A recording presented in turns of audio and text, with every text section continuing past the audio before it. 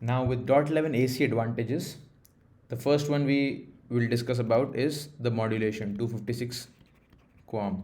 With this modulation alone, we are able to get at least a 30% increase in the data rate.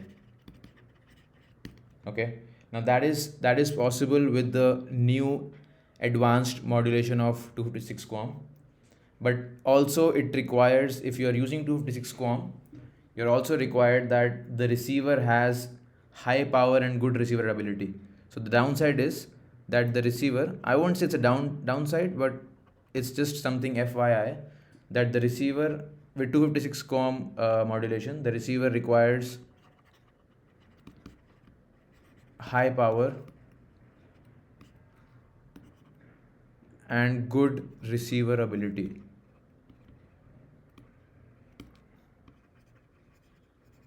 To handle this modulation. The next is that if we use channel bonding and we go all the way up to 80 megahertz, which means we are combining 4 channels together. Now we have effectively 5 non-overlapping channels. Theoretically, it is good enough for us, right? Theoretically, it is very much good enough, and we can use this in some special scenarios where the environment is really clean and we don't have a lot of it's not a high density environment. We can use 80 megahertz in a way and still get away with that. But as per my practical experience, let's not go beyond 40 megahertz. That is just a suggestion to you, but not something that you have to follow. But before considering for 80 megahertz, you might just want to consult your wireless expert around you, or somebody who's running the network for a while.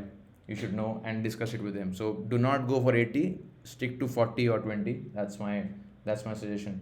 Now in .11n, we had to predefine the channel width. We had to make it 20 megahertz or 40 megahertz predefined in 802.11n. But in .11 AC, we have something called dynamic channel width selection.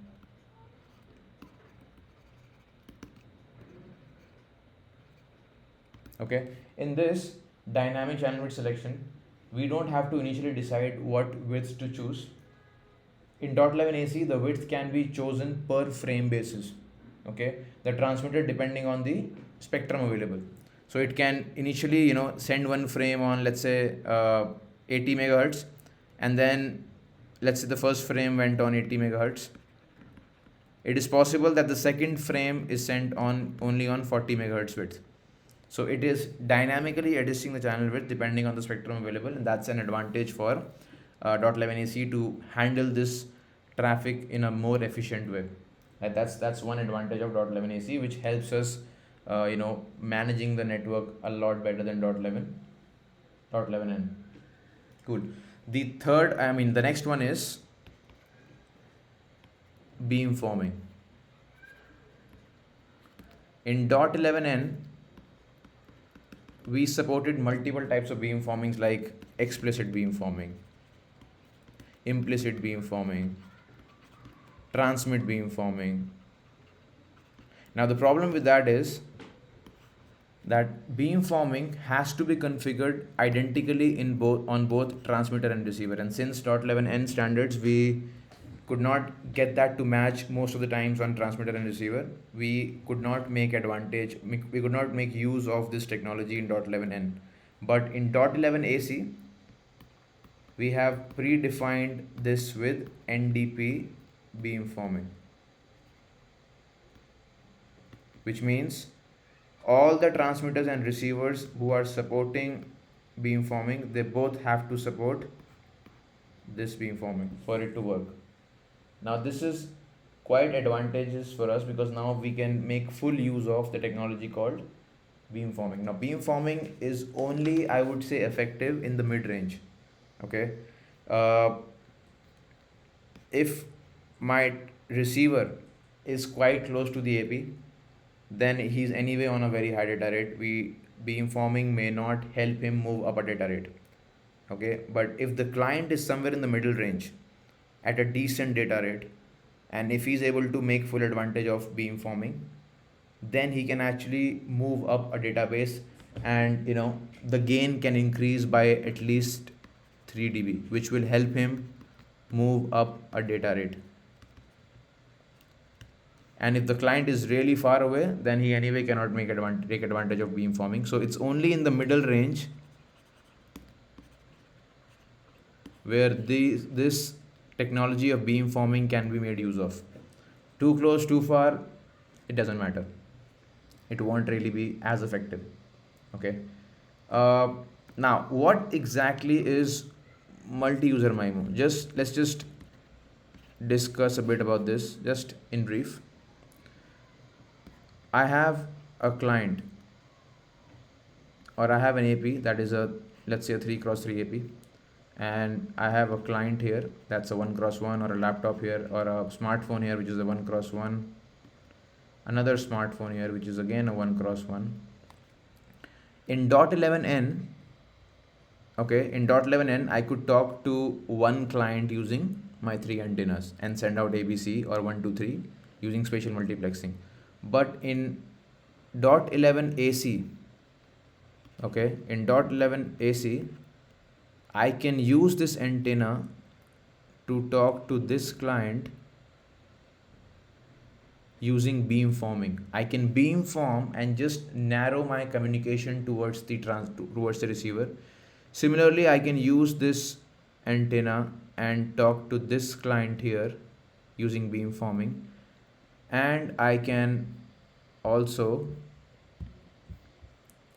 use the third antenna of the AP to talk to this particular client. Now, beamforming is done on all three of them, the NDP beamforming.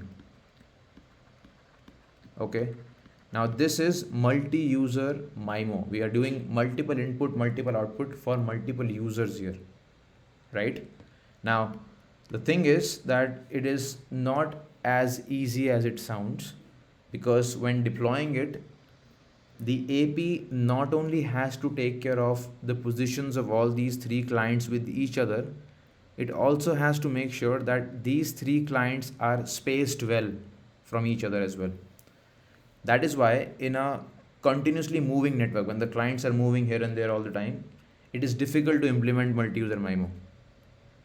But in a static network where clients are on the seats in the office or in the classroom, or any deployment where the clients are quite stationary, not moving, that is when you can take advantage of multi-user MIMO and NDP beamforming really well, right? That is how multi-user MIMO really works in a nutshell, and that's the advantage of using this technology with .11 AC wave 2. This was introduced only in wave 2. This was not introduced in wave 1. In wave 1 we could not take advantage of this. In wave 2, AC wave 2, we can. By the way, .11 AC is also called Wi-Fi 5. Just like .11n was called Wi-Fi 4, this is called Wi-Fi 5, right? So this needs to be known. This is important, NDP beamforming. Now in the next video we will discuss a bit more details about NDP beamforming and how it works.